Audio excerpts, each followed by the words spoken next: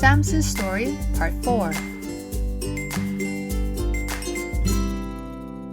Samson, the man who caught a young lion with his bare hands, beat the Philistines with 300 foxes, and defeated 1,000 Philistines with a donkey jawbone, is gone. When his hair in 7 gorgeous braids were cut off, Samson became a nobody. The Philistines imprisoned Samson instead of killing him in order to laugh and mock him. Samson had failed. He had failed not when his hair was shaved, but when Samson told Delilah God's secret. At the time, Samson was sick of the constant temptations, and God's spirit that was with Samson had left him. Trapped in the prison of Philistines, Samson's body was tied to brass chains, and he was working like an animal, endlessly grinding a millstone. Everything seemed to be the end for Samson, until we read a sentence of hope in Judges chapter 16, verse 22. It says, "But the hair on his head began to grow again."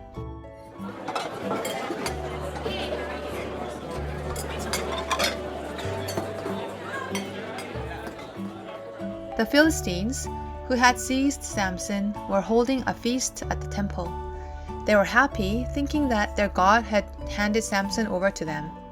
They even brought Samson from the prison and got him to perform tricks for them like an animal.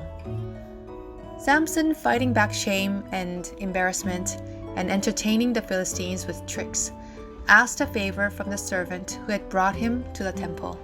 "Put me where I can feel the pillars that support the temple." The Bible tells us that Samson was a man of great strength, but I think he was not only strong but also very intelligent. He must have asked such a favor, calculating the last moment of his life in the temple. Samson grabbed the 2 pillars that propped up the temple. He prayed, "Sovereign Lord, remember me.